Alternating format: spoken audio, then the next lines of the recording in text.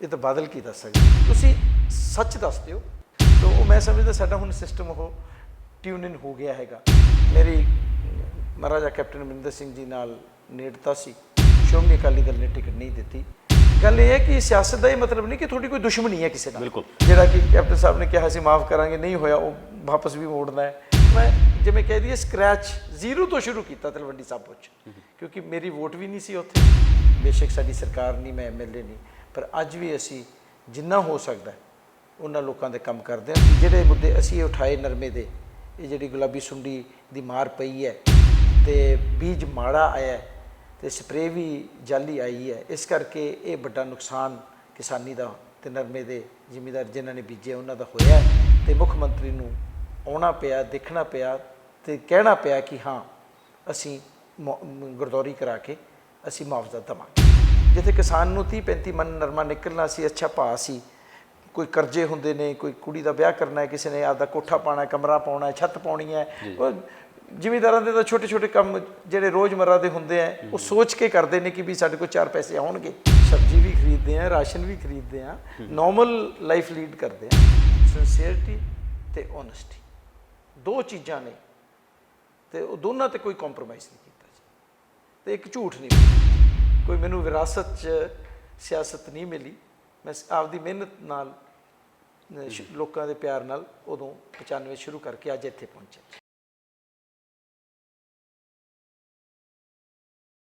Punjabi news online ਦੇਖਦੇ ਸਾਰੇ ਦਰਸ਼ਕਾਂ ਦਾ ਸਵਾਗਤ। ਦੋਸਤੋ, ਮੈਂ ਸੁਖਨੈਬ ਸਿੰਘ ਸਿੱਧੂ ਅਨਟੋਲਡ ਸਟੋਰੀਜ਼ ਦੇ ਨਾਲ ਸ਼ਾਮਲ ਹਾਂ। ਜਦੋਂ ਵੀ ਅਸੀਂ ਕਿਸੇ ਰਾਜਨੀਤਿਕ ਵਿਅਕਤੀ ਦੀ ਅਨਟੋਲਡ ਸਟੋਰੀ ਦਾ ਜ਼ਿਕਰ ਕਰਦੇ ਹਾਂ ਤਾਂ ਉਸ ਨੇ ਜਿਹੜੇ ਮੁਕਾਮ ਸਿਰਜੇ ਹੁੰਦੇ ਆ, ਜਿਸ ਪੱਧਰ ਤੋਂ ਉੱਠ ਕੇ ਸਿਰਜੇ ਹੁੰਦੇ ਆ, ਉਹਦਾ ਪੂਰਾ ਜ਼ਿਕਰ ਹੁੰਦਾ ਹੈ। ਕਹਾਣੀ ਲੰਮੀ ਵੀ ਹੋ ਸਕਦੀ ਹੈ, ਕਹਾਣੀ ਸ਼ਾਰਟ ਵੀ ਹੋ ਸਕਦੀ ਹੈ।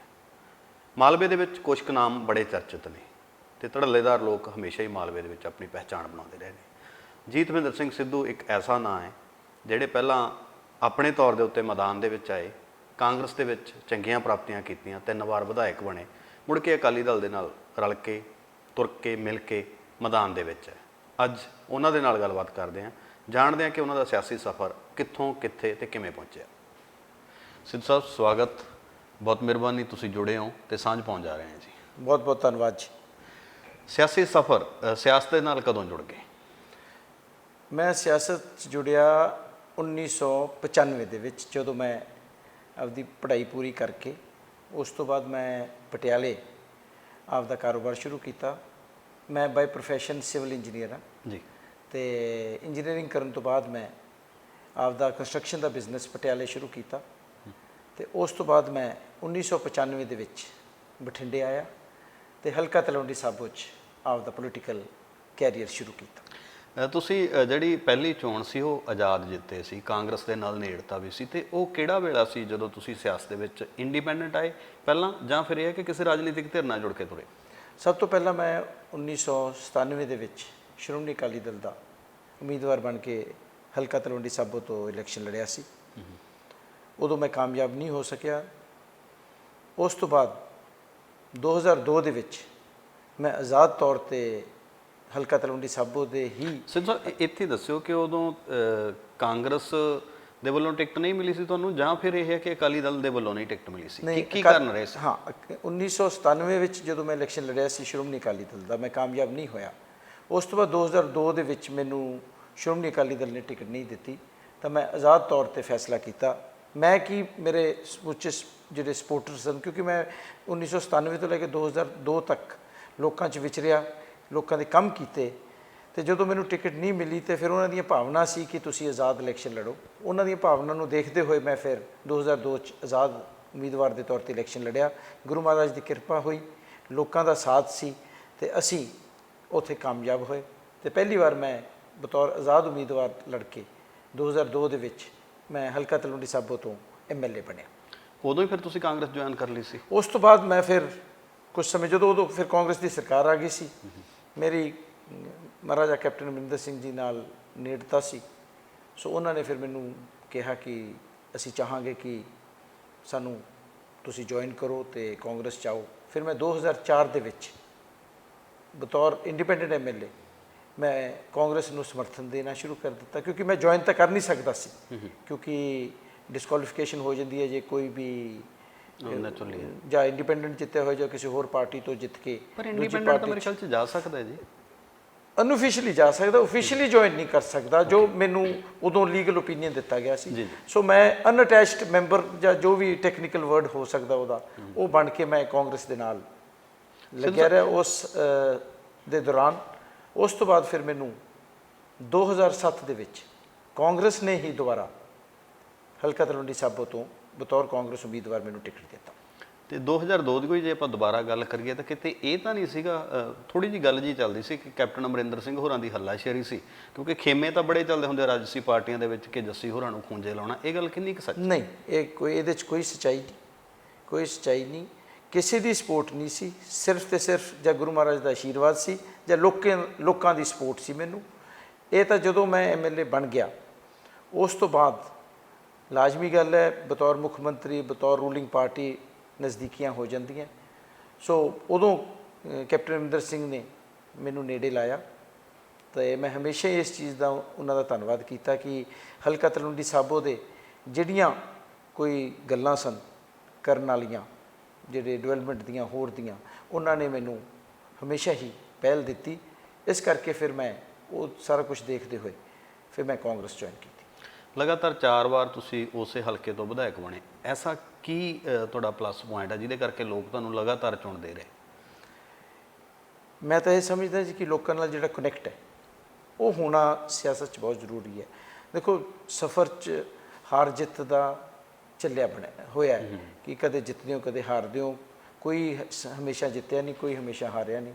ਤੁਸੀਂ ਆਪਦੀ ਮਿਹਨਤ ਕਰੀ ਚੱਲੋ, ਲੋਕਾਂ ਦੇ ਕੰਮ ਕਰੀ ਚੱਲੋ।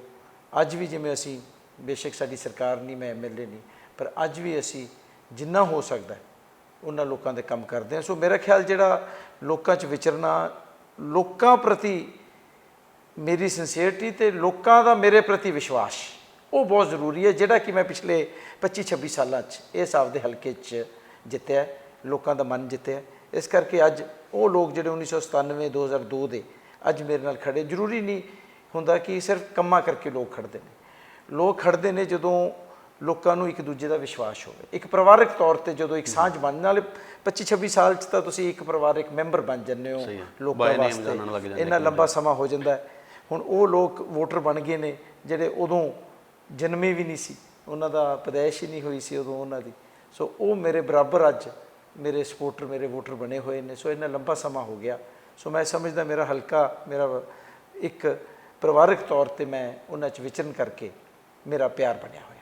ਕਾਂਗਰਸ ਦੇ ਵਿੱਚ ਤੁਸੀਂ ਰਹੇ ਔਰ ਲੰਮਾ ਟਾਈਮ ਕੰਮ ਵੀ ਕੀਤਾ ਹਲਕੇ ਤੇ, ਇਹ ਤਾਂ ਸੀਟ ਪੱਕੀ ਹੋਈ ਹੁੰਦੀ ਸੀ ਕਿ ਇਹ ਤਾਂ ਸਿੱਧੂ ਸਾਹਿਬ ਨੂੰ ਹੀ ਜਾਣੀ ਹੈ, ਜਿੱਤਣੀ ਤਾਂ ਚਲੋ ਬਾਅਦ ਦੀ ਗੱਲ ਹੁੰਦੀ ਹੈ। ਤੇ ਇੱਥੇ ਇੱਕ ਇਹ ਵੀ ਹੈ ਕਿ ਵੱਡਾ ਮੁਕਾਮ ਹੈ ਜਿਹੜਾ ਉਹ ਦਮਦਮਾ ਸਾਹਿਬ ਦਾ ਕਰਕੇ, ਇੱਥੇ ਹਰੇਕ ਸਾਲ ਇੱਕ ਜਿਹੜੀ ਕਾਨਫਰੰਸ ਹੁੰਦੀ ਹੈ ਉਹ ਵੀ ਜ਼ਿੰਮੇਵਾਰੀ ਤੁਹਾਡੇ ਤੇ ਹੁੰਦੀ ਸੀ। ਕਿਹੋ ਜਿਹੇ ਤਜਰਬੇ ਰਹੇ ਕਾਂਗਰਸ ਦੇ? ਦੇਖੋ ਜੀ, ਕਾਂਗਰਸ ਦੇ ਤਜਰਬੇ, ਪਾਰਟੀਆਂ ਦੇ ਕੰਮ ਕਰਨਾ, ਲਗਭਗ ਸਾਰੇ ਪਾਰਟੀਆਂ 'ਚ ਕੰਮ ਕਰਨਾ ਇੱਕੋ ਟਾਈਪ ਦਾ ਹੁੰਦਾ। ਹਰ ਪਾਰਟੀ ਇਹ ਚਾਹੁੰਦੀ ਹੁੰਦੀ ਹੈ ਕਿ ਜਿਹੜਾ ਉਹਨਾਂ ਦਾ ਨੁਮਾਇੰਦਾ ਹੋਵੇ ਉਹ ਵੱਧ ਤੋਂ ਵੱਧ ਲੋਕਾਂ ਦੇ ਕੰਮ ਕਰੇ, ਜੋ ਪਾਰਟੀ ਦੀਆਂ ਪਾਲਿਸੀਆਂ ਉਹਨਾਂ ਨੂੰ ਲੋਕਾਂ ਤੱਕ, ਗ੍ਰਾਸ ਰੂਟ ਲੈਵਲ ਤੱਕ ਪਹੁੰਚਾਵੇ। ਸੋ ਮੈਂ ਉਦੋਂ ਕਾਂਗਰਸ 'ਚ ਹੁੰਦਾ ਹੋਇਆ, ਬਾਵਜੂਦ ਇਹਦੇ ਕਿ ਅਸੀਂ ਓਪੋਜੀਸ਼ਨ ਸੀ, 2007 ਵੀ ਓਪੋਜੀਸ਼ਨ ਸੀ ਤੇ 2012 'ਚ ਫਿਰ ਇਲੈਕਸ਼ਨ ਲੜਿਆ ਕਾਂਗਰਸ ਦੇ ਉਮੀਦਵਾਰੀ, ਉਦੋਂ ਫਿਰ ਨਹੀਂ ਸਰਕਾਰ ਬਣੀ ਤੇ ਉਦੋਂ ਫਿਰ ਅਸੀਂ ਓਪੋਜੀਸ਼ਨ ਸੀ। ਪਰ ਐਮਐਲਏ ਜ਼ਰੂਰ ਰਹੇ, ਪਰ ਹਮੇਸ਼ਾ ਹੀ 2002 'ਚ ਆਜ਼ਾਦ ਰਹੇ। ਉਦੋਂ ਵੀ ਚਲੋ ਉਦੋਂ ਚਲੋ ਕੈਪਟਨ ਅਮਰਿੰਦਰ ਸਿੰਘ ਮੁੱਖ ਮੰਤਰੀ ਸੀ, ਉਹਨਾਂ ਨੇ ਮੇਰੇ ਸਿਰ ਤੇ ਹੱਥ ਰੱਖਿਆ ਤੇ ਕੰਮ-ਕੁਮ ਬਹੁਤ ਕਰਵਾਏ। ਉਦੋਂ ਉਸ ਦੌਰਾਨ ਜਿਹੜੇ ਕੰਮ ਕਰਵਾਏ ਲੋਕੀ ਇਹੀ ਯਾਦ ਕਰਦੇ ਨੇ ਕਿ ਬਈ ਉਦੋਂ ਬਾਵਜੂਦ ਇਹਦੇ ਕਿ ਨਾ ਕਾਂਗਰਸ ਦੇ ਸੀ ਐਮਐਲਏ, ਨਾ ਅਕਾਲੀ ਦਲ ਦੇ ਐਮਐਲਏ ਸੀ, ਆਜ਼ਾਦ ਹੋ ਕੇ ਵੀ ਲੋਕਾਂ ਦੇ ਅਸੀਂ, ਬੇਸ਼ੱਕ ਉਹ ਸਾਂਝੇ ਕੰਮ ਸਨ ਪਿੰਡਾਂ ਦੇ ਜਾਂ ਨਿੱਜੀ ਕੰਮ ਸੀ, ਉਹ ਬਹੁਤ ਵਧੀਆ ਤਰੀਕੇ ਨਾਲ ਕਰਾਏ ਤੇ ਲੋਕਾਂ ਦਾ ਮੁੜ ਵਿਸ਼ਵਾਸ ਮੇਰੇ ਤੇ ਬਣਿਆ। ਇਸ ਕਰਕੇ ਜਦੋਂ ਮੈਂ ਫਿਰ ਕਾਂਗਰਸ ਦੀ ਟਿਕਟ ਤੇ 2007 'ਚ ਲੜਿਆ ਤੇ ਮੈਨੂੰ ਉਹਨਾਂ ਨੇ ਮੁੜ ਦੁਬਾਰਾ ਕਾਮਯਾਬੀ ਦਿੱਤੀ ਜੀ। ਤੇ ਇੱਕ ਇਸ ਬੈਲਟ ਦੀਆਂ ਜਿਹੜੀਆਂ ਸਮੱਸਿਆਵਾਂ ਨੇ ਉਹ ਕਿਹੋ ਜਿਹੀਆਂ ਦੂਜਿਆਂ ਦੇ ਨਾਲੋਂ? ਮੈਨੂੰ ਲੱਗਦਾ ਕਿ ਵੱਧ ਨੇ, ਕਿਉਂਕਿ ਕਾਟਨ ਬੈਲਟ ਹੋਣ ਕਰਕੇ, ਚਾਹੇ ਪਹਿਲਾਂ ਅਕਾਲੀ ਸਰਕਾਰ ਸੀ ਉਦੋਂ ਵੀ ਨੁਕਸਾਨ ਹੋਇਆ, ਹੁਣ ਵੀ ਇਸ ਬੈਲਟ ਦਾ ਨੁਕਸਾਨ ਹੋ ਰਿਹਾ। ਉੱਥੇ ਸਿਆਸੀ ਬੰਦੇ ਕੀ ਕਰ ਸਕਦੇ ਆ? ਦੇਖੋ ਜੀ, ਸਿਆਸੀ ਬੰਦਾ ਦੋ ਪਹਿਲੂ ਹੈ ਇਸ ਚੀਜ਼ ਦੇ ਜੀ। ਇੱਕ ਤਾਂ ਸਿਆਸੀ ਬੰਦਾ ਹੁੰਦਾ ਜਿਹੜਾ ਪਾਵਰ 'ਚ ਹੈ, ਇੱਕ ਸਿਆਸੀ ਬੰਦਾ ਹੁੰਦਾ ਜਿਹੜਾ ਓਪੋਜੀਸ਼ਨ 'ਚ ਹੈ। ਜਦੋਂ ਅੱਜ ਅਸੀਂ ਇਸ ਪੋਜੀਸ਼ਨ 'ਚ ਆ ਕਿ ਅਸੀਂ ਓਪੋਜੀਸ਼ਨ 'ਚ ਆ, ਅਸੀਂ ਸਰਕਾਰ ਕੋਲ ਇਹ ਸਮੱਸਿਆ ਪਹੁੰਚਾਉਣੀ ਹੈ, ਅਸੀਂ ਇਸ ਚੀਜ਼ ਨੂੰ ਮੁੱਦੇ ਨੂੰ ਉਠਾਉਣਾ ਹੈ। ਜਿਵੇਂ ਕਿ ਮੈਂ ਸਮਝਦਾ ਕਿ ਜਿਹੜਾ ਹੁਣ ਗੁਲਾਬੀ ਸੁੰਡੀ ਵਾਲਾ ਮਸਲਾ ਉੱਠਿਆ ਹੈਗਾ, 90% ਤੋਂ ਵੱਧ ਨਰਮੇ ਦੀ ਫਸਲ ਸਾਡੇ ਬੈਲਟ 'ਚ, ਖਾਸ ਕਰਕੇ ਮੈਂ ਆਪਦੇ ਹਲਕਾ ਤਲਵੰਡੀ ਸਾਬੋ ਦੀ ਕਰਾਂਗਾ। ਮੈਂ ਪਿਛਲੇ ਹਫਤੇ 10 ਦਿਨ ਤੋਂ ਪਿੰਡਾਂ 'ਚ ਜਾ ਕੇ ਜਦੋਂ ਪਤਾ ਲੱਗਿਆ ਕਿ ਇਹ ਗੱਲ ਹੋਈ ਹੈ, ਦੌਰਾ ਕੀਤਾ ਤੇ ਮੈਂ ਆਵਾਜ਼ ਉਠਾਈ। ਮੈਂ ਆਪਦੀ ਪਾਰਟੀ ਨੂੰ, ਪਾਰਟੀ ਪ੍ਰਧਾਨ ਨੂੰ ਬੇਨਤੀ ਕੀਤੀ ਕਿ ਜੀ ਤੁਸੀਂ ਵੀ ਆ ਕੇ, ਕਿਉਂਕਿ ਬਤੌਰ ਓਪੋਜੀਸ਼ਨ ਸਾਡਾ ਫਰਜ਼ ਬਣ ਜਾਂਦਾ ਕਿ ਅਸੀਂ ਇਹ ਜੋ ਲੋਕਾਂ ਦੇ ਮੁੱਦੇ ਨੇ ਤੇ ਖਾਸ ਕਰਕੇ ਜਿਹੜੇ ਕਿਸਾਨੀ ਮੁੱਦੇ ਨੇ, ਜਿਹਦੇ ਕਰਕੇ ਅੱਜ ਆਪਾਂ ਇਹ ਸੈਂਟਰ ਸਰਕਾਰ ਨਾਲ ਵੀ ਲੜਾਈ ਲੜ ਰਹੇ ਹਾਂ, ਤੇ ਮੈਂ ਸਮਝਦਾ ਕਿ ਇਸ ਕਰਕੇ ਕਿ ਜਿਹੜੇ ਮੁੱਦੇ ਅਸੀਂ ਉਠਾਏ ਨਰਮੇ ਦੇ, ਇਹ ਜਿਹੜੀ ਗੁਲਾਬੀ ਸੁੰਡੀ ਦੀ ਮਾਰ ਪਈ ਹੈ ਤੇ ਬੀਜ ਮਾੜਾ ਆਇਆ ਤੇ ਸਪਰੇਅ ਵੀ ਜਾਲੀ ਆਈ ਹੈ, ਇਸ ਕਰਕੇ ਇਹ ਵੱਡਾ ਨੁਕਸਾਨ ਕਿਸਾਨੀ ਦਾ ਤੇ ਨਰਮੇ ਦੇ ਜ਼ਿਮੀਂਦਾਰ ਜਿਨ੍ਹਾਂ ਨੇ ਬੀਜੇ ਉਹਨਾਂ ਦਾ ਹੋਇਆ ਹੈ। ਉਸ ਕਰਕੇ ਹੀ ਮੈਂ ਸਮਝਦਾ ਸਾਡੀ ਆਵਾਜ਼ ਉਠਾਉਣ ਕਰਕੇ ਸਰ ਸੁਖਬੀਰ ਸਿੰਘ ਜੀ ਬਾਦਲ ਜੋ ਸਾਡੇ ਸ਼੍ਰੋਮਣੀ ਅਕਾਲੀ ਦਲ ਦੇ ਪ੍ਰਧਾਨ ਨੇ, ਉਹਨਾਂ ਦਾ ਜੋ ਦੌਰਾ ਰੱਖਿਆ ਗਿਆ, ਉਹਦੇ ਕਰਕੇ ਮੈਂ ਸਮਝਦਾ ਸਰਕਾਰ 'ਤੇ ਪ੍ਰੈਸ਼ਰ ਪਿਆ ਤੇ ਮੁੱਖ ਮੰਤਰੀ ਨੂੰ ਆਉਣਾ ਪਿਆ, ਦੇਖਣਾ ਪਿਆ ਤੇ ਕਹਿਣਾ ਪਿਆ ਕਿ ਹਾਂ ਅਸੀਂ ਗਰਦੌਰੀ ਕਰਾ ਕੇ ਅਸੀਂ ਮੁਆਵਜ਼ਾ ਦੇਵਾਂਗੇ। ਤੇ ਮੈਂ ਸਮਝਦਾ ਇਹੀ ਓਪੋਜੀਸ਼ਨ ਦਾ ਕੰਮ ਹੁੰਦਾ ਹੈ। ਤੇ ਸਰਕਾਰ ਨੇ ਗਰਦੌਰੀ ਵਾਲੇ ਕੰਮ ਜਿਹੜੇ ਕੀਤੇ ਆ ਜਾਂ ਹੋਰ, ਉਹਨੂੰ ਕਿਵੇਂ ਦੇਖ ਰਹੇ ਹੋ ਕਿ ਉਹ ਠੀਕ ਕਰ ਗਏ? ਦੇਖੋ ਜੀ, ਗਰਦੌਰੀ ਪਹਿਲਾ ਸਟੈਪ ਹੈ। ਮੈਂ ਸਮਝਦਾ ਕਿ ਜਿਹੜਾ ਸਰਕਾਰ ਨੇ ਹਦਾਇਤਾਂ ਦਿੱਤੀਆਂ, ਪਰ ਇਹਦੇ 'ਚ ਇੱਕ ਗੱਲ ਆ ਗਈ ਹੈ ਕਿ 3 ਮਹੀਨੇ ਦਾ ਟਾਈਮ ਰੱਖਤਾ। ਉਹ ਤੱਕ ਸਰਕਾਰ 3 ਮਹੀਨੇ ਦਾ ਟਾਈਮ ਰੱਖਤਾ। ਮੇਰੇ ਖਿਆਲ 3 ਮਹੀਨੇ ਤੋਂ ਪਹਿਲਾਂ ਤਾਂ ਸ਼ਾਇਦ ਕੋਡ ਹੀ ਨਾ ਲੱਗ ਜਾਵੇ। ਬਿਲਕੁਲ। ਸੋ ਉਹਦੇ ਨਾਲ ਇਹ ਹੋ ਜਾਣਾ ਕਿ ਜਿਹੜੇ ਕਿਸਾਨ ਜਿਨ੍ਹਾਂ ਦਾ ਨਰਮਾ ਮਰ ਗਿਆ, ਹੁਣ ਉਹ ਫਸ ਗਏ ਨੇ ਵਿਚਾਰੇ, ਉਹ ਵੀ ਕੀ ਕਰ ਸਕਦੇ ਨੇ, ਕਿਉਂਕਿ ਦੇਖੋ ਨਰਮਾ ਬਿਲਕੁਲ ਤਬਾਹ ਹੋ ਗਿਆ। ਬਿਲਕੁਲ। ਉਹਦੇ ਨਾਲ ਹੁਣ ਜਦੋਂ ਵਾਹੁਣਾ ਉਹਨਾਂ ਨੇ, ਉਹਦੇ 'ਚ ਪੈਸਾ ਲੱਗਣਾ, ਜਾਂ ਉਹ ਪੱਟਣਗੇ ਜਾਂ ਉਹਨੂੰ ਵਾਹੁਣਗੇ, ਡੀਜ਼ਲ ਦਾ ਖਰਚਾ, ਲੇਬਰ ਦਾ ਖਰਚਾ। ਉਸ ਤੋਂ ਬਾਅਦ ਜਿਹੜਾ ਅਗਲੀ ਫਸਲ ਹੈ ਉਹ ਜਿਹੜਾ ਹੈਗਾ, ਉਹਦੇ ਵਾਸਤੇ ਬੀ ਵਾਸਤੇ ਵੀ ਪੈਸੇ, ਕਿਉਂਕਿ ਇਹੀ ਇੱਕ ਨਰਮੇ ਦੀ ਫਸਲ ਹੁੰਦੀ ਹੈ ਜਿਹਦੇ ਨਾਲ 4 ਪੈਸੇ ਕਿਸਾਨ ਨੂੰ ਆਉਂਦੇ ਨੇ। ਇਕੱਲੇ ਕਿਸਾਨ ਨੂੰ ਹੀ ਨਹੀਂ, ਜਿੱਥੇ ਕਿਸਾਨ ਨੂੰ 30-35 ਮਣ ਨਰਮਾ ਨਿਕਲਣਾ ਸੀ, ਅੱਛਾ ਭਾਅ ਸੀ, ਕੋਈ ਕਰਜ਼ੇ ਹੁੰਦੇ ਨੇ, ਕੋਈ ਕੁੜੀ ਦਾ ਵਿਆਹ ਕਰਨਾ ਹੈ, ਕਿਸੇ ਨੇ ਆਪਦਾ ਕੋਠਾ ਪਾਉਣਾ, ਕਮਰਾ ਪਾਉਣਾ ਹੈ, ਛੱਤ ਪਾਉਣੀ ਹੈ, ਉਹ ਜ਼ਿਮੀਂਦਾਰਾਂ ਦੇ ਤਾਂ ਛੋਟੇ-ਛੋਟੇ ਕੰਮ ਜਿਹੜੇ ਰੋਜ਼ਮਰਰਾ ਦੇ ਹੁੰਦੇ ਆ, ਉਹ ਸੋਚ ਕੇ ਕਰਦੇ ਨੇ ਕਿ ਵੀ ਸਾਡੇ ਕੋਲ 4 ਪੈਸੇ ਆਉਣਗੇ। ਆੜ੍ਹਤੀਏ ਦਾ ਪੈਸਾ ਹੈ ਜਿਹੜਾ ਕਿ ਕੈਪਟਨ ਸਾਹਿਬ ਨੇ ਕਿਹਾ ਸੀ ਮਾਫ ਕਰਾਂਗੇ, ਨਹੀਂ ਹੋਇਆ, ਉਹ ਵਾਪਸ ਵੀ ਮੋੜਨਾ ਹੈ। ਸੋ ਇਹ ਜਿਹੜੀ ਗੱਲਾਂ ਨੇ ਨਾ, ਇਹ ਸਾਰੀਆਂ ਰੁਕ ਗਈਆਂ। ਸੋ ਹੁਣ ਗੱਲ ਇਹ ਕਿ ਲੇਬਰ ਵਾਲੇ ਵੀ ਨਾਲ ਹੋ ਗਏ। ਦੇਖੋ ਹੁਣ ਪਿੰਡ ਵਾਲੇ ਜਿਹੜੇ ਲੇਬਰ ਵਾਲੇ ਨੇ, ਕਿਉਂਕਿ ਜਿਹੜੇ ਝੋਨਾ ਹੋ ਗਿਆ, ਕਣਕ ਹੋ ਗਈ, ਉਹ ਤਾਂ ਮਸ਼ੀਨਾਂ ਨਾਲ, ਕੰਬਾਈਨਾਂ ਨਾਲ ਵੱਢਤਾ, ਟਰਾਲੀ ਸਿੱਟਿਆ, ਨਿਬੜ ਗਿਆ, ਚਲੇ ਗਿਆ। ਇੱਕ ਨਰਮਾ ਹੀ ਇਹ ਜੀ ਇੱਕ ਕਰੌਪ ਹੈ ਜਿਹਦੇ 'ਚ ਸਾਰੇ ਪਿੰਡ ਦੇ ਗਰੀਬ ਲੰਬਾ ਟਾਈਮ ਉਹ ਚੁਣ ਕੇ ਆਪਣਾ ਨਰਮਾ ਚੁਣ ਕੇ ਤੇ ਚੁੱਕ ਕੇ ਆਪਦਾ ਪੈਸਾ ਬਣਾਉਂਦੇ ਨੇ, ਤੇ 10-15 ਹਜ਼ਾਰ ਰੁਪਈਆ ਬਣ ਜਾਂਦਾ। ਤੇ ਉਹ ਵੀ ਤੁਸੀਂ ਦੇਖੋਗੇ ਹਮੇਸ਼ਾ ਹੀ ਕਿ ਨਰਮੇ ਤੋਂ ਬਾਅਦ ਹੀ ਆਪਦੇ ਬੱਚਿਆਂ ਦੀ ਸ਼ਾਦੀਆਂ ਜਾਂ ਹੋਰ ਕੰਮ ਗਰੀਬ ਲੋਕ ਕਰਦੇ ਨੇ, ਕਿਉਂਕਿ ਉਦੋਂ 4 ਪੈਸੇ ਇਹਨਾਂ ਕੋਲੇ ਆਏ ਹੁੰਦੇ। ਹੁਣ ਉਹ ਵੀ ਮਾਰ ਪੈ ਗਈ ਜੀ, ਜਿੱਥੇ ਕਿਸਾਨੀ ਨੂੰ ਮਾਰ ਪੈ ਗਈ, ਨਾਲ ਹੀ ਨਾ ਸਾਰੇ ਨੂੰ ਕਿਸਾਨ ਇਹ ਜਿਹਾ ਕੀਤਾ ਹੈ ਜਿਹਦੇ ਨਾਲ ਸਾਰਾ ਸਮਾਜ ਹੀ ਪ੍ਰਭਾਵਿਤ ਹੋ ਜਾਂਦਾ ਹੈ। ਆੜ੍ਹਤੀ ਨੂੰ ਫਰਕ ਪੈ ਗਿਆ। ਸੋ ਇਸ ਕਰਕੇ ਬਹੁਤ ਜ਼ਰੂਰੀ ਹੈ ਕਿ ਸਰਕਾਰ ਮੁਆਵਜ਼ਾ ਕਿਸਾਨ ਨੂੰ ਵੀ ਦੇਵੇ ਤੇ ਗਰੀਬ ਜੋ ਪਰਿਵਾਰ ਨੇ, ਮਜ਼ਦੂਰ ਨੇ, ਉਹਨਾਂ ਨੂੰ ਵੀ ਜ਼ਰੂਰ ਇਹ ਮੁਆਵਜ਼ਾ ਜਲਦੀ ਤੋਂ ਜਲਦੀ ਦੇਵੇ, ਫੇਰ ਹੀ ਫਾਇਦਾ ਹੈ, ਨਹੀਂ ਤਾਂ ਫਿਰ ਉਹੀ ਐਲਾਨ ਹੀ ਰਹਿ ਜਾਂਦੇ ਨੇ। ਮੈਂ ਤਾਂ ਸਮਝਦਾ ਇਹ ਤੁਹਾਡੇ ਹਲਕੇ ਵਾਲੇ ਕਿਉਂ ਚੋਪੜੇ ਜਾਂਦੇ ਆ ਜੀ ਹਰੇਕ ਸਾਲ? ਪਹਿਲਾਂ ਮਾੜੀ ਸਪਰੇਅ ਆਈ ਸੀ, ਉਹ ਤਾਂ ਸਰਕਾਰ ਸੋਡੀ ਸੀ, ਤੁਸੀਂ ਤਾਂ ਬਾਅਦ ਚ ਆਏ ਸ਼ਾਇਦ ਸਰਕਾਰ 'ਚ। ਨਹੀਂ, ਉਦੋਂ ਜਿਹੜਾ ਮਾੜੀ ਸਪਰੇਅ ਆਈ ਜਾਂ ਕਿਸ ਕਾਰਨ ਉਹ ਨਰਮੇ ਦੀ ਫਸਲ ਮਰੀ, ਉਦੋਂ ਫਿਰ ਮੈਂ ਸਰ ਪ੍ਰਕਾਸ਼ ਸਿੰਘ ਜੀ ਬਾਦਲ ਮੁੱਖ ਮੰਤਰੀ ਸੀ, ਉਦੋਂ ਮੈਂ ਬੇਨਤੀ ਕੀਤੀ ਸੀ ਤੇ ਉਦੋਂ ਲਗਭਗ 100 ਕਰੋੜ ਦੇ ਨੇੜੇ ਮੈਂ ਮੁਆਵਜ਼ੇ ਦੇ ਤੌਰ ਤੇ ਪਿੰਡਾਂ 'ਚ ਜ਼ਿਮੀਂਦਾਰਾਂ ਨੂੰ ਵੀ ਵੰਡਿਆ ਤੇ ਲੇਬਰ ਵਾਲਿਆਂ ਨੂੰ ਵੀ ਵੰਡਿਆ। ਤੇ ਮੇਰਾ ਖਿਆਲ ਹੈ 8000 ਰੁਪਏ ਪ੍ਰਤੀ ਏਕੜ ਅਸੀਂ ਨਰਮੇ ਦਾ ਦਿੱਤਾ ਸੀ ਉਦੋਂ। ਇਹ 2016 ਦੀ ਗੱਲ ਹੈ। ਹਾਂ, 2016 15 ਜਾਂ ਹਾਂ ਮੇਰੇ ਖਿਆਲ 15 ਦੀ ਜਾਂ 16 ਦੀ ਗੱਲ ਹੈ। ਤੇ 2500 ਰੁਪਈਆ ਪਰ ਪਰਿਵਾਰ ਦਾ ਮੈਂਬਰ ਅਸੀਂ ਲੇਬਰ ਨੂੰ ਦਿੱਤਾ ਸੀ ਉਦੋਂ। ਪਹਿਲੀ ਵਾਰ ਹੋਇਆ ਸੀ ਕਿ ਲੇਬਰ ਨੂੰ ਵੀ ਕੋਈ ਪੈਸਾ, ਅਸੀਂ ਮੇਰੇ ਖਿਆਲ 12-13 ਕਰੋੜ ਰੁਪਈਆ ਉਹ ਦਿੱਤਾ ਤੇ 80+ ਕਰੋੜ ਰੁਪਈਆ ਅਸੀਂ ਕਿਸਾਨਾਂ ਨੂੰ ਉਦੋਂ ਵੰਡਿਆ। ਆਪੋਜੀਸ਼ਨ ਜਿਹੜੀ ਹੁੰਦੀ ਹੈ ਜੀ, ਉਹਨੇ ਤਾਂ ਦੂਜਿਆਂ ਤੇ ਦੋਸ਼ ਲਾਉਣੇ ਹੁੰਦੇ। ਹੁਣ ਤੁਸੀਂ ਆਪੋਜੀਸ਼ਨ 'ਚੋਂ, ਤੁਸੀਂ ਜਿਹੜੀ ਰਾਜਨੀਤਿਕ ਧਿਰ ਉਹਦੇ ਤੇ ਲਾਓਗੇ ਦੋਸ਼, ਚੱਲਦਾ ਵੀ ਇਹੀ ਹੈ। ਪਰ ਇਹ ਸਮੱਸਿਆਵਾਂ ਨੂੰ ਠੱਲ ਕਿਵੇਂ ਪੈ ਸਕਦੀ ਹੈ? ਕਿਉਂਕਿ ਆਪਾਂ ਜਾਣਦੇ ਹਾਂ ਰਾਮਾ ਮੰਡੀ ਤੋਂ ਬੜੇ ਨਕਲੀ ਪੈਸਟੀਸਾਈਡ ਆਏ, ਉਦੋਂ ਕੋਈ ਵੱਡੀ ਕਾਰਵਾਈ ਨਹੀਂ ਹੋ ਸਕੀ।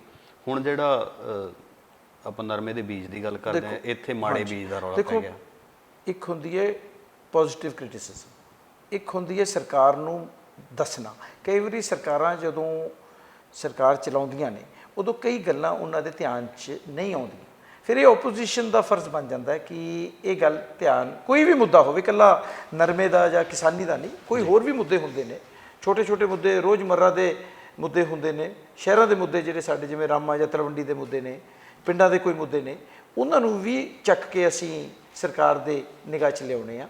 ਤੇ ਜਿਹੜੀ ਗੱਲ ਤੁਸੀਂ ਕਹੀ ਕਿ ਕਿਉਂ ਨਹੀਂ ਇਹ ਹੁੰਦਾ ਕੁਛ, ਗੱਲ ਦੇਖੋ ਸਾਡੇ ਕੰਨਿਓ ਤਾਂ ਸਿੰਸੀਅਰਲੀ ਅਸੀਂ ਕੋਸ਼ਿਸ਼ ਕਰਦੇ ਹਾਂ, ਪਰ ਹੁਣ ਕਈ ਵਾਰ ਦੇਖੋ ਹੁਣ ਕਿਸਾਨ ਤਾਂ ਸਾਰਾ ਬੈਠਾ ਸੀ ਬਾਰਡਰਾਂ ਤੇ, ਟਾਈਮ ਨਹੀਂ ਲਾ ਸਕਿਆ ਜਦੋਂ ਬੀਜ ਦਾ ਟਾਈਮ ਸੀਗਾ। ਜਿਹਦਾ ਅਸਲ ਨੁਕਸ ਪਿਆ ਇਸ ਹੁਣ ਸੁੰਡੀ ਆਉਣ ਦਾ ਜਿਹੜਾ ਕੰਮ ਹੋਇਆ, ਇਹ ਬੀ ਮਾੜਾ ਆਇਆ ਜੀ, ਫੈਕਟਸ ਹਾਂ ਬੀ ਮਾੜਾ ਆਇਆ, ਉਹਦੇ ਉੱਤੇ ਸਪਰੇਅ ਮਾੜੀ ਹੋ ਗਈ ਤੇ ਇਸ ਕਰਕੇ ਇਹ ਕਿਸਾਨੀ ਦਾ ਨੁਕਸਾਨ ਹੋਇਆ। ਮੈਂ ਤਾਂ ਕਹਿਣਾ, ਮੈਂ ਤਾਂ ਮੁੱਖ ਮੰਤਰੀ ਨੂੰ ਅਪੀਲ ਕਰਦਾ ਪੰਜਾਬ ਦਿਆਂ ਨੂੰ ਕਿ ਇਹਦੀ ਇਨਕੁਆਇਰੀ ਕਰਾਓ, ਉੱਚ ਪੱਧਰੀ ਇਨਕੁਆਇਰੀ ਹੋਣੀ ਚਾਹੀਦੀ ਹੈ ਕਿ ਜਿਹੜੇ ਜਿਹੜੇ ਬੀ ਆਏ ਨੇ, ਕਿਉਂਕਿ ਮੈਨੂੰ ਕਿਸਾਨ ਦੱਸਦੇ ਨੇ ਕਿ ਜੀ ਬੀ ਜਿਹੜਾ ਆਇਆ ਨਾ ਉਹ ਮਾੜਾ ਆਇਆ। ਪਹਿਲਾਂ ਲੋਕ ਚਲੇ ਜਾਂਦੇ ਸੀ ਗੁਜਰਾਤ, ਉੱਥੋਂ ਲੈ ਕੇ ਆਉਂਦੇ ਸੀ, ਹੁਣ ਕਿਸਾਨੀ ਅੰਦੋਲਨ ਕਰਕੇ ਨਹੀਂ ਜਾ ਸਕੇ ਕਿਉਂਕਿ ਆਪਾਂ ਆਪਦੇ ਹੱਕਾਂ ਦੀ ਵੱਡੀ ਲੜਾਈ ਲੜੀ ਜਾ ਰਹੀ ਹੈ। ਸਿੱਧੂ ਸਾਹਿਬ ਨੇ ਕਿਹਾ ਵੀ ਸੀ ਨਾ ਕਿ ਪਹਿਲਾਂ ਬੀਟੀ ਕਾਟਨ ਨੂੰ ਇੱਥੇ ਮਾਨਤਾ ਨਹੀਂ ਮਿਲੀ ਸੀ, ਜਦੋਂ ਕੈਪਟਨ ਅਮਰਿੰਦਰ ਸਿੰਘ ਹੋਰਾਂ ਦੀ ਸਰਕਾਰ ਸੀ ਉਹਨਾਂ ਵੇਲੇ 'ਚ ਮਾਨਤਾ ਮਿਲੀ, ਉਦੋਂ ਪਹਿਲਾਂ ਦੇ ਇਹ ਲੋਕ ਲਿਆਉਂਦੇ ਆ, ਖੁਦ ਅਸੀਂ ਵੀ ਲਿਆਉਂਦੇ ਰਹੇ। ਬਿਲਕੁਲ। ਫਿਰ ਹਾਲਾਤ ਇਹੋ ਜਿਹੇ ਬਣ ਗਏ ਕਿ ਕੁਝ ਕੰਪਨੀਆਂ ਨੇ ਇੱਥੇ ਜਦੋਂ ਸਪਲਾਈ ਦੇਣੀ ਸ਼ੁਰੂ ਕਰਤੀ, ਉਹਨੂੰ ਮਾਨਤਾ ਮਿਲ ਗਈ, ਫਿਰ ਲੋਕਾਂ ਨੇ ਇੱਥੋਂ ਲੈਣਾ ਸ਼ੁਰੂ ਕਰਤਾ। ਹੁਣ ਇਹਦੇ 'ਚ ਇਹ ਹਜੇ ਤੱਕ ਕਨਫਰਮ ਨਹੀਂ, ਤੁਸੀਂ ਤਾਂ ਕਹਿੰਦੇ ਹੋ ਕਿ ਵੀ ਮਾੜਾ ਆ, ਮੇਰੇ ਕੋਲੇ ਤਾਂ ਨਹੀਂ ਕੋਈ ਡਿਟੇਲ, ਖੈਰ ਵੀ ਜੇ ਸੱਚੀ ਹੀ ਵੀ ਮਾੜਾ ਆ ਤਾਂ ਫਿਰ ਉਹ ਇੱਥੇ ਕੰਪਨੀਆਂ ਤੇ ਐਕਸ਼ਨ ਲੈ ਰਹੇ। ਮੈਂ ਤਾਂ ਇਹ ਗੱਲ ਕਹਿ ਰਿਹਾ ਕਿ ਜੋ ਮੈਨੂੰ ਕਿਸਾਨਾਂ ਨੇ, ਜਦੋਂ ਅਸੀਂ ਪਿੰਡਾਂ 'ਚ ਗਏ ਹਾਂ, ਅਸੀਂ ਖੇਤਾਂ 'ਚ ਗਏ ਹਾਂ, ਜਦੋਂ ਦੇਖਿਆ ਕਿ ਨਰਮਾ ਕਿਸ ਤਰੀਕੇ ਨਾਲ ਖਰਾਬ ਹੋ ਗਿਆ, ਬਰਬਾਦ ਹੋ ਗਿਆ, ਪੁੱਛਿਆ ਗਿਆ, ਉਹ ਕਹਿੰਦੇ ਜੀ ਇਹ ਬੀ ਮਾੜਾ ਹੈ। ਅਸੀਂ ਤਾਂ ਜੋ ਕਿਸਾਨ ਨੇ ਮੈਨੂੰ ਦੱਸਿਆ ਉਹ ਮੈਂ ਅੱਗੇ ਗੱਲ ਕਰ ਰਿਹਾ, ਤੇ ਅਸੀਂ ਤਾਂ ਹੀ ਕਹਿੰਦੇ ਹਾਂ ਕਿ ਤੁਸੀਂ ਉੱਚ ਪੱਧਰੀ ਜਾਂਚ ਕਰਾ ਲਓ, ਕਿਤੇ ਜੱਜ ਤੋਂ ਕਰਵਾ ਲਓ, ਕਿਸੇ ਸੀਨੀਅਰ ਆਫਿਸਰ ਤੋਂ ਕਰਵਾ ਲਓ, ਮਤਲਬ ਪਤਾ ਤਾਂ ਲੱਗੇ ਕਿ ਅਸਲ ਕਹਾਣੀ ਕੀ ਹੈ, ਇਹਦੇ ਵਿੱਚ ਇਹ ਹੋਇਆ ਕਿਉਂ ਹੈ, ਤਾਂ ਗੱਲ ਸਾਹਮਣੇ ਆ ਜੂਗੀ। ਜਿਹੜੇ ਲੋਕ ਨੇ, ਦੋਸ਼ੀ ਨੇ, ਉਹ ਸਾਹਮਣੇ ਆ ਜਾਣਗੇ, ਉਹਨਾਂ ਤੇ ਕਾਰਵਾਈ ਕੀਤੀ ਜਾਵੇ। ਜਦੋਂ 2-4 ਤੇ ਕਾਰਵਾਈ ਹੋ ਜਾਏਗੀ ਨਾ, ਫਿਰ ਇਸ ਚੀਜ਼ ਤੇ ਠੱਲ ਪਏਗੀ। ਜਦੋਂ ਆਪਾਂ ਦੇਖੋ ਸਰਕਾਰਾਂ ਜਦੋਂ ਇਸ ਚੀਜ਼ ਤੇ ਐਕਸ਼ਨ ਨਹੀਂ ਲੈਂਦੀਆਂ ਨਾ, ਉਦੋਂ ਚੀਜ਼ ਵੱਧਦੀ ਹੈ। ਸੋ ਇਸ ਕਰਕੇ ਮੈਂ ਸਮਝਦਾ ਕਿ ਸਰਕਾਰ ਨੂੰ ਤੁਰਤ ਉਹ ਦੋਸ਼ੀਆਂ ਤੇ ਐਕਸ਼ਨ ਲੈਣਾ ਚਾਹੀਦਾ, ਤਾਂ ਕਿ ਇੱਕ ਐਗਜ਼ਾਮਪਲ ਸੈੱਟ ਹੋਵੇ ਕਿ ਵੀ ਜੇ ਕੋਈ ਕਿਸਾਨੀ ਪ੍ਰਤੀ, ਬੇਸ਼ੱਕ ਉਹ ਬੀਜ ਹੈ, ਬੇਸ਼ੱਕ ਉਹ ਸਪਰੇਅ ਹੈ, ਜਾਂ ਕੋਈ ਹੋਰ ਇਹੋ ਜਿਹਾ ਮਸਲਾ ਹੈਗਾ, ਉਹਨੂੰ ਬਖਸ਼ਿਆ ਨਹੀਂ ਜਾਊਗਾ, ਆਪਣੇ ਆਪ ਸੁਧਾਰ ਹੋ ਜਾਏਗਾ। ਜੀ ਸਿੱਧੂ ਸਾਹਿਬ, ਅਕਾਲੀ ਦਲ 'ਚ ਸ਼ਾਮਲ ਹੋਣ ਦਾ ਮਨ ਫਿਰ ਕਦੋਂ ਕੁ ਬਣ ਗਿਆ ਸੀ? ਦੇਖੋ ਜੀ, ਅਕਾਲੀ ਦਲ ਦਾ ਮਨ ਬਣਿਆ 2014 'ਚ, ਤੇ 14 'ਚ ਹੀ ਮੈਂ ਸ਼ਾਮਲ ਹੋਇਆ। ਪਾਰਲੀਮੈਂਟ ਇਲੈਕਸ਼ਨ ਸੀ, ਉਸ ਤੋਂ ਬਾਅਦ ਮੈਂ ਰਿਜ਼ਾਈਨ ਕੀਤਾ। ਉਸ ਤੋਂ ਬਾਅਦ ਬਾਈ ਇਲੈਕਸ਼ਨ ਆਇਆ ਸਤੰਬਰ ਦੇ ਵਿੱਚ, ਤੇ ਉਦੋਂ ਮੈਂ ਮੁੜ ਦੁਬਾਰਾ ਮੈਨੂੰ ਸ਼੍ਰੋਮਣੀ ਅਕਾਲੀ ਦਲ ਦਾ ਉਮੀਦਵਾਰ ਬਣਾ ਕੇ ਹਲਕਾ ਤਲਵੰਡੀ ਸਾਬੋ ਤੋਂ ਇਲੈਕਸ਼ਨ ਲੜਿਆ ਤੇ ਮੁੜ ਦੁਬਾਰਾ ਜਿੱਤ ਹੋਈ ਉੱਥੇ। ਇੱਕ ਜਹਾਜ਼ੇ ਦੀ ਫੋਟੋ ਤੁਸੀਂ ਸ਼ੇਅਰ ਕੀਤੀ ਸੀ, ਉਹ ਹੈਗਾ ਹਜੇ ਬਾਦਲ ਕਿਆਂ ਕੋਲੇ ਕਿ ਨਹੀਂ? ਇਹ ਤਾਂ ਬਾਦਲ ਕੀ ਦੱਸ ਸਕਦੇ ਨੇ। ਨਹੀਂ, ਤੁਹਾਨੂੰ ਪਤਾ ਹੋਊਗਾ, ਹੁਣ ਤਾਂ ਮੈਂ ਨੇੜੇ ਹੋ ਤੁਸੀਂ।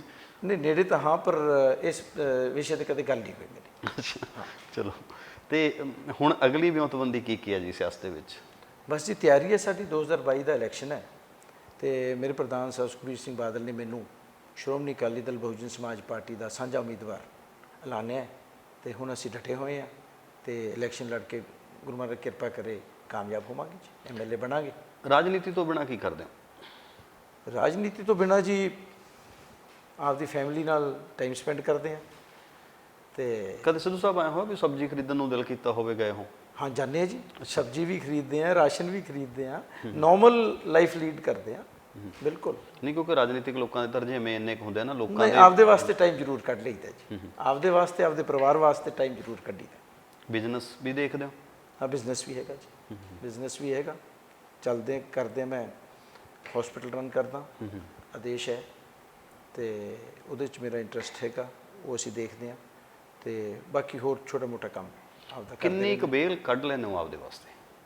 ਇਹ ਡਿਪੈਂਡ ਕਰਦਾ ਜੀ, ਸ਼ਡਿਊਲ ਤੇ ਡਿਪੈਂਡ ਕਰਦਾ। ਜਿਵੇਂ ਹੁਣ ਅੱਜ ਕੱਲ੍ਹ ਅਸੀਂ ਬਿਜ਼ੀ ਹਾਂ, ਪਿੰਡਾਂ 'ਚ ਸਵੇਰੇ ਸੁਨੇਹਾ ਚਲੇ ਜਾਈਦਾ, ਸ਼ਾਮ ਨੂੰ ਲੇਟ ਆਈਦਾ।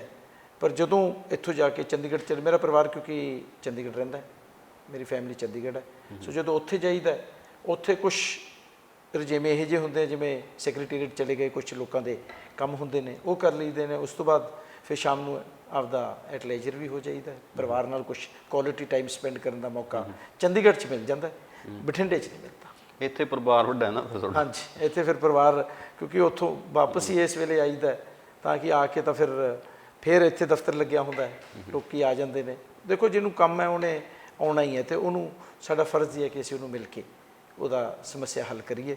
ਸੋ ਇਹ ਰੂਟੀਨ ਇੱਥੇ ਹੋਰ ਹੈ, ਚੰਡੀਗੜ੍ਹ ਰੂਟੀਨ ਹੋਰ ਹੈ। ਪੋਜ਼ਿਟਿਵ ਕ੍ਰਿਟਿਸਿਜ਼ਮ ਦੀ ਗੱਲ ਤੁਸੀਂ ਕੀਤੀ ਹੈ, ਕਿੰਨਾ ਕੁ ਪਹਿਰਾ ਦਿੰਦੇ ਹੋ? ਪੂਰਾ ਦਿੰਦੇ ਹਾਂ ਜੀ। ਜਿੰਨੇ ਇਸ਼ੂ ਉੱਠਦੇ ਨੇ ਜਾਂ ਉਠਾਈਦੇ ਨੇ, ਉਹ ਉਹੀ ਨੇ ਜਿਹੜੇ ਕਿ ਲੋਕਾਂ ਦੇ ਹਿੱਤ 'ਚ ਹੋਣ।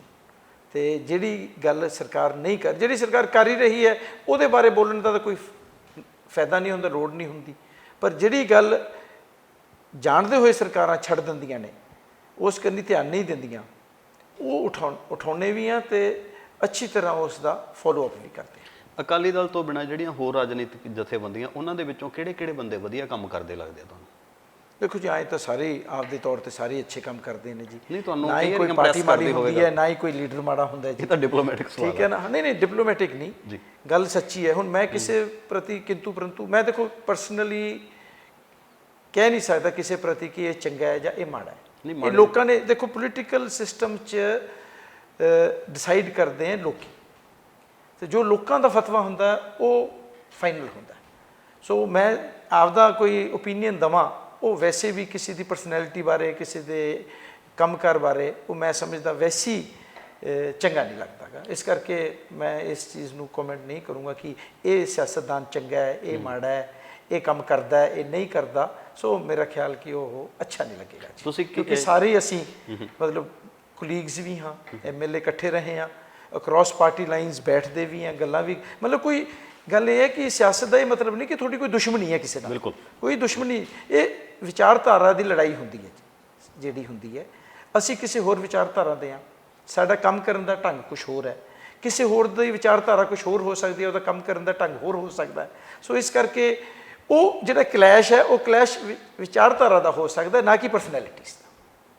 ਇੱਕ ਚੀਜ਼ ਹੋਰ ਹੁੰਦੀ ਹੈ ਨਾ ਕਿ ਕੋਈ ਬੰਦਾ ਕਿਸੇ ਨਾ ਕਿਸੇ ਸ਼ਖਸੀਅਤ ਤੋਂ ਪ੍ਰਭਾਵਿਤ ਹੁੰਦਾ ਹੈ। ਹਾਂਜੀ, ਤੁਸੀਂ ਰਾਜਨੀਤਿਕ ਪੱਖੋਂ ਕਿਸੇ ਦੇਖੋ ਮੈਂ ਰਾਜਨੀਤੀ 'ਚ ਸਤਿਪ੍ਰਕਾਸ਼ ਸਿੰਘ ਜੀ ਬਾਦਲ ਦੇ ਆਸ਼ੀਰਵਾਦ ਨਾਲ ਆਇਆ ਸੀ, ਕਿਉਂ ਮੈਂ ਤਾਂ ਆਪਦਾ ਕੰਮ ਵਧੀਆ ਪਟਿਆਲੇ ਕਰ ਰਿਹਾ ਸੀ।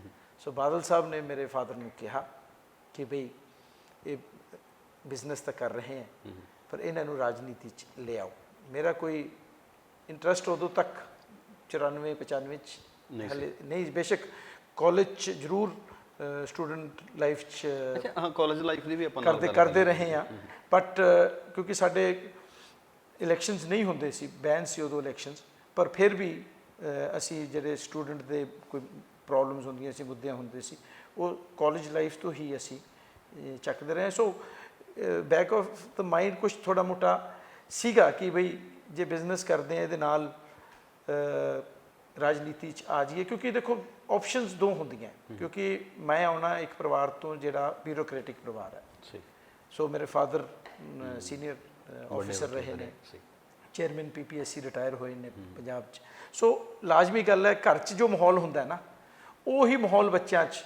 ਪਰ ਮੇਰਾ ਮਨ ਕਦੇ ਵੀ ਜੌਬ ਕਰਨੀ, 9 to 5 ਵਾਲੀ ਜੌਬ ਕਰਨੀ, ਸਰਵਿਸ ਕਰਨੀ ਨਹੀਂ ਸੀਗਾ। ਪਰ ਮੈਨੂੰ ਮੇਰੇ ਫਾਦਰ ਨੇ ਵੀ, ਪੇਰੈਂਟਸ ਨੇ ਵੀ ਕਿਹਾ ਜ਼ਰੂਰ ਕਿ ਜ਼ਰੂਰ ਕੋਸ਼ਿਸ਼ ਕਰਨੀ ਚਾਹੀਦੀ ਹੈ ਜੌਬ। ਪਰ ਮੈਂ ਕਦੇ ਕਿਸੇ ਜੌਬ ਵਾਸਤੇ ਅਪਲਾਈ ਨਹੀਂ ਕੀਤਾ, ਕਿਸੇ ਟੈਸਟ ਵਾਸਤੇ ਨਹੀਂ ਬੈਠਾ। ਅਤੇ ਫਿਰ ਮੈਂ ਆਪਦਾ ਮਨ ਬਣਾ ਲਿਆ ਜਦੋਂ ਬਾਦਲ ਸਾਹਿਬ ਨੇ ਕਿਹਾ ਕਿ ਬਈ ਰਾਜਨੀਤੀ 'ਚ ਆਉਣਾ। ਫਿਰ ਮੈਂ ਆਪਦਾ ਸਫ਼ਰ 1995 'ਚ ਤਲਵੰਡੀ ਆ ਕੇ, ਬਠਿੰਡੇ ਪਟਿਆਲਾ ਛੱਡ ਕੇ ਇੱਥੇ ਆ ਕੇ ਸ਼ੁਰੂ ਕੀਤਾ। ਇੱਕ ਚੀਜ਼ ਹੋਰ ਕਿ ਤੁਸੀਂ ਇਹਨੂੰ ਤਲਵੰਡੀ ਸਾਬੋ ਨੂੰ ਹੀ ਟਾਰਗੇਟ ਕਿਵੇਂ ਕੀਤਾ ਕਿ ਪਿੰਡ ਦੇ ਨੇੜੇ? ਟਾਰਗੇਟ ਨਹੀਂ ਕੀਤਾ। ਗੱਲ ਇਹ ਹੋਈ ਕਿ ਜਿਹੜਾ ਮੇਰਾ ਪਿੰਡ ਪਥਰਾਲਾ ਹੈ ਜੀ, ਡੂਮ ਵਾਲੀ ਪਥਰਾਲਾ ਸਾਡਾ ਪਿੰਡ ਹੈ, ਅਤੇ ਉਹ ਰਿਜ਼ਰਵਡ ਹੈ ਜੀ। ਉਹ ਹਲਕਾ ਉਦੋਂ ਪੱਕਾ ਕਲਾਂ ਹਲਕਾ ਹੁੰਦਾ ਸੀ, ਉਹ ਰਿਜ਼ਰਵ ਸੀ ਨੇੜੇ ਕਰਕੇ।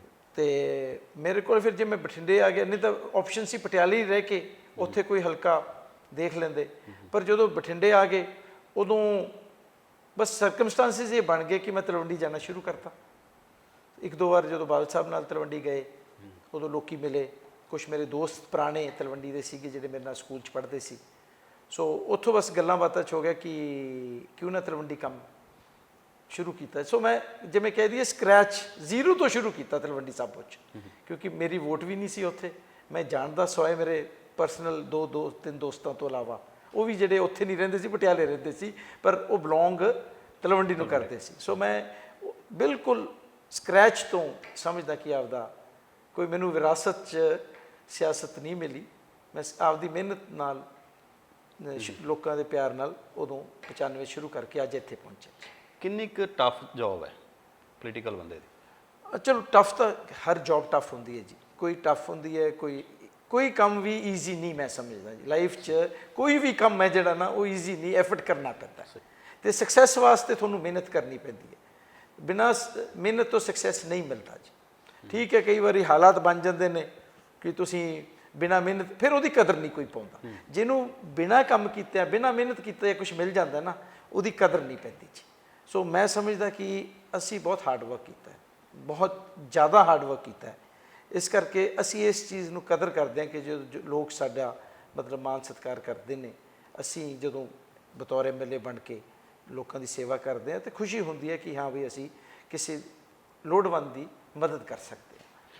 ਤੁਸੀਂ 4 ਵਾਰ ਐਮਐਲਏ ਬਣੇ ਹੋ, ਖਾਸ ਗੱਲਾਂ ਕਿਹੜੀਆਂ ਦੇ ਉੱਤੇ ਫੋਕਸ ਕਰਕੇ ਰੱਖਦੇ ਹੋ ਕਿ ਲੋਕ ਤੁਹਾਡੇ ਹੱਕ 'ਚ ਖੜ ਜਾਣ? ਦੋ ਚੀਜ਼ਾਂ ਜੀ, ਸਿੰਸੀਅਰਟੀ ਤੇ ਓਨੈਸਟੀ, ਦੋ ਚੀਜ਼ਾਂ ਨੇ ਤੇ ਉਹ ਦੋਨਾਂ ਤੇ ਕੋਈ ਕੰਪਰੋਮਾਈਜ਼ ਨਹੀਂ ਕੀਤਾ ਜੀ। ਤੇ ਇੱਕ ਝੂਠ ਨਹੀਂ ਬੋਲਦੇ ਜੀ। ਜੇ ਲੋਕ ਕਿਸੇ ਦਾ ਕੰਮ ਹੋਣ ਵਾਲਾ ਤਾਂ ਕੰਮ ਕਹਿ ਦੇਈਦਾ ਕਿ ਵੀ ਤੇਰਾ ਕੰਮ ਹੋ ਜਾਏਗਾ। ਜੇ ਨਹੀਂ ਹੋਣ ਵਾਲਾ ਲਾਰਾ ਨਹੀਂ ਲਾਉਂਦੇ ਕਿ ਅੱਜ ਤਲਵੰਡੀ ਆ ਜੀ, ਅੱਜ ਬਠਿੰਡੇ ਆ ਜੀ, ਅੱਜ ਚੰਡੀਗੜ੍ਹ ਨਹੀਂ। ਲੋਕੀ ਮਤਲਬ ਇਸ ਚੀਜ਼ ਨੂੰ ਪਸੰਦ ਨਹੀਂ ਕਰਦੇ ਕਿ ਤੁਸੀਂ ਸੱਚ ਦੱਸ ਦਿਓ। ਉਦੋਂ ਕਈ ਵਾਰ ਲੱਗਦਾ ਹੈ, ਮੈਂ ਦੇਖ ਦਿੰਦਾ ਚਿਹਰੇ ਤੋਂ ਪਤਾ ਲੱਗ ਜਾਂਦਾ ਹੁਣ ਸਾਨੂੰ ਕਿ ਇਹ ਜਿਹੜੀ ਗੱਲ ਮੈਂ ਕਹੀ ਹੈ ਇਹ ਸ਼ਾਇਦ ਇਹਨੂੰ ਪਸੰਦ ਨਹੀਂ, ਪਰ ਲੌਂਗ ਰਨ 'ਚ ਅਗਲਾ ਵੀ ਸਮਝ ਜਾਂਦਾ ਕਿ ਮੇਰਾ ਇਹਨੇ ਫਾਇਦਾ ਹੀ ਕੀਤਾ। ਸੋ ਜਿਹੜੀ ਸਿੰਸੀਅਰਟੀ ਹੈ ਪਲੱਸ ਜਿਹੜੀ ਓਨੈਸਟੀ ਹੈ, ਸਿਆਸਤ 'ਚ ਰਹਿ ਕੇ ਇੰਨੇ ਸਾਲ ਮੈਂ ਕਹਿ ਸਕਦਾ ਮਾਣ ਨਾਲ ਕਿ ਮੇਰੇ ਤੇ ਕੋਈ ਉਂਗਲ ਨਹੀਂ ਚੱਕ ਸਕਦਾ ਕਿ ਕੋਈ ਮੈਂ ਇਹੋ ਜਿਹਾ ਕੰਮ ਕੀਤਾ ਹੋਵੇ ਜਿਹਦੇ ਨਾਲ ਮੇਰੇ ਹਲਕੇ ਵਾਲਿਆਂ ਨੂੰ ਸ਼ਰਮਿੰਦਾ ਹੋਣਾ ਪਏ, ਜਾਂ ਕੋਈ ਵਿਰੋਧੀ ਬੰਦਾ ਕਹਿ ਸਕੇ ਕਿ ਬਈ ਇਹਨੇ ਇਹੋ ਜਿਹਾ ਕੰਮ ਕੀਤਾ ਜਿਹਦੇ ਨਾਲ ਇਹ ਦੋਸ਼ੀ ਹੈ ਜਾਂ ਇਹ ਕਰਪਸ਼ਨ ਵਾਲਾ ਪਾਸਾ ਜਿਵੇਂ ਆਪਾਂ ਕਹਿ ਦਿੰਦੇ ਹਾਂ ਉਹ ਹੈ। ਉਹ ਮੈਂ ਆਪਣੇ ਆਪ ਨੂੰ ਕੋਸ਼ਿਸ਼ ਕੀਤੀ ਹੈ ਕਿ ਸਾਫ਼ ਰੱਖਾਂ। ਪੜ੍ਹਦੇ ਲਿਖਦੇ ਕਿੰਨਾ ਕੁ? ਹੁਣ ਤਾਂ ਟਾਈਮ ਨਹੀਂ ਲੱਗਦਾ ਜੀ। ਪਹਿਲਾਂ ਜ਼ਰੂਰ ਥੋੜ੍ਹਾ ਮੋਟਾ ਪੜ੍ਹ ਲੈਂਦੇ ਸੀ, ਕੁਛ ਨਾ ਕੁਛ ਪੋਲੀਟੀਕਲ ਗੱਲਾਂ ਸਮਝ ਲੈਂਦੇ ਸੀ, ਅਤੇ ਕੋਈ ਜਿਵੇਂ ਗ੍ਰੇਟ ਸਪੀਚਸ ਵਗੈਰਾ ਹੁੰਦੀਆਂ ਲੋਕ ਸਭਾ ਵਾਲੀਆਂ, ਹੋਰ ਉਹ ਮਤਲਬ ਜ਼ਰੂਰ ਇੱਕ ਆਈਡੀਆ ਮਿਲਦਾ। ਹੁਣ ਤਾਂ ਬਸ ਆਈਦਾ ਆ ਕੇ ਸ਼ਾਮ ਨੂੰ ਟੀਵੀ ਜ਼ਰੂਰ ਦੇਖ ਲਈਦੀ ਹੈ, ਅਤੇ ਕਿਤੇ ਮੌਕਾ ਮਿਲਦਾ ਤੇ ਟੀਵੀ 'ਤੇ ਕੋਈ ਪਿਕਚਰ ਦੇਖ ਲਈਦੀ ਹੈ, ਬਸ ਇੰਨਾ ਹੀ। ਆਊਟਪੁੱਟ ਦੇਣ ਦੇ ਵਾਸਤੇ ਫਿਰ ਇਨਪੁੱਟ ਪਾਉਣੀ ਲਾਜ਼ਮੀ ਹੁੰਦੀ ਹੈ, ਉਹ ਫਿਰ ਕਿੱਧਰੋਂ ਆਉਂਦੀ ਹੈ? ਮੈਂ ਤਾਂ ਸਮਝਦਾ ਹੁਣ ਇੱਕ ਰੂਟੀਨ ਬਣ ਗਿਆ ਜੀ। ਇੱਕ ਨਾ ਸ਼ੁਰੂਆਤ 'ਚ ਜ਼ਰੂਰ ਬੰਦੇ ਨੂੰ ਉਹਨਾਂ ਕੁ ਐਫਰਟ ਕਰਦਾ, ਹੁਣ ਤਾਂ ਨਾ ਜਿਵੇਂ ਉਹ ਸਿਸਟਮ 'ਚ ਹੀ ਆ ਗਿਆ ਅੰਦਰ ਕਿ ਕੀ ਕਰਨਾ ਹੈ, ਕਿਵੇਂ ਕਰਨਾ ਹੈ, ਕਦੋਂ ਕਰਨਾ ਹੈ। ਉਹ ਹੁਣ ਸਿਸਟਮ ਤੁਹਾਡਾ ਨਾ ਟਿਊਨ ਇਨ ਹੋ ਜਾਂਦਾ ਇਸ ਚੀਜ਼ ਨੂੰ ਆਫਟਰ ਸੋ ਮੈਨੀ ਈਅਰਸ। ਸੋ ਉਹ ਮੈਂ ਸਮਝਦਾ ਸਾਡਾ ਹੁਣ ਸਿਸਟਮ ਉਹ ਟਿਊਨ ਇਨ ਹੋ ਗਿਆ ਹੈਗਾ। ਲੋਕਾਂ ਨੂੰ ਵੀ ਅਤੇ ਲੋਕੀ ਵੀ ਤੁਹਾਨੂੰ ਨਾ ਜਦੋਂ ਜਾਣਨ ਲੱਗ ਜਾਣ, ਇੰਨਾ ਨੇੜਿਓ ਜਾਣਨ ਲੱਗ ਜਾਣ। ਹੁਣ ਮੇਰਾ ਸੁਭਾਅ ਸਾਰਿਆਂ ਨੂੰ ਪਤਾ ਹੈ, ਮੈਨੂੰ ਲੋਕਾਂ ਦਾ ਪਤਾ ਹੈ। ਸੋ ਉਹ ਜਿਹੜੀ ਸਾਡੀ ਆਪਸ 'ਚ ਫਿਰ ਇਕੁਏਸ਼ਨ ਹੈ ਨਾ, ਉਹਦੇ ਉਸ ਤੋਂ ਬਾਅਦ ਫਿਰ ਜ਼ਿਆਦਾ ਐਫਰਟ ਕਰਨ ਦੀ ਤੁਹਾਨੂੰ ਲੋੜ ਨਹੀਂ ਪੈਂਦੀ। ਫਿਰ ਉਹ ਤੁਹਾਡੀ ਇਕੁਏਸ਼ਨ ਚੱਲਦੀ ਹੈ ਜੀ। ਬਹੁਤ ਮਿਹਰਬਾਨੀ ਸਿੱਧੂ ਸਾਹਿਬ, ਬਹੁਤ ਬਹੁਤ ਧੰਨਵਾਦ ਜੀ। ਸਰਦਾਰ ਜੀਤਮਿੰਦਰ ਸਿੰਘ ਸਿੱਧੂ, ਅਸੀਂ ਗੱਲਬਾਤ ਇਹਨਾਂ ਦੇ ਨਾਲ ਕਰ ਰਹੇ ਸੀ। 4 ਵਾਰ ਵਿਧਾਇਕ ਬਣੇ ਨੇ। ਇਸ ਵਾਰ ਅਕਾਲੀ ਦਲ ਤੇ ਬੀਐਸਪੀ ਦੇ ਸਾਂਝੇ ਉਮੀਦਵਾਰ ਨੇ ਤਲਵੰਡੀ ਸਾਬੋ ਤੋਂ। ਦੇਖਣਾ ਇਹ ਹੈ ਕਿ ਜਿੱਤ ਕਿਹਨੂੰ ਨਸੀਬ ਹੁੰਦੀ ਹੈ, ਕਦੋਂ ਨਸੀਬ ਹੁੰਦੀ ਹੈ। ਪਰ ਅੱਜ ਜਿਹੜਾ ਸਮਾਂ ਸਾਨੂੰ ਨਸੀਬ ਹੋਇਆ, ਸ਼ਾਇਦ ਇਹਦੇ 'ਚੋਂ ਕੁਛ ਕੁ ਗੱਲਾਂ ਤੁਹਾਡੇ ਨਸੀਬ ਦੇ ਵਿੱਚ ਹੋਣਗੀਆਂ। ਕੁਛ ਉਹ ਗੱਲਾਂ ਜਿਹੜੀਆਂ ਸ਼ਾਇਦ ਅੱਜ ਤੱਕ ਸਾਹਮਣੇ ਨਹੀਂ ਆਈਆਂ, ਉਹ ਵੀ ਅਸੀਂ ਸਾਹਮਣੇ ਲਿਆਉਣ ਦਾ ਯਤਨ ਕੀਤਾ। ਬਾਕੀ ਤੁਹਾਨੂੰ ਪਸੰਦ ਆਈ ਤਾਂ ਸ਼ੇਅਰ ਕਰਿਓ, ਨਹੀਂ ਤਾਂ ਬਾਕੀ ਵੀਡੀਓ ਇਹਨੂੰ ਵੀ ਸਕਿਪ ਕਰ ਸਕਦੇ ਹੋ।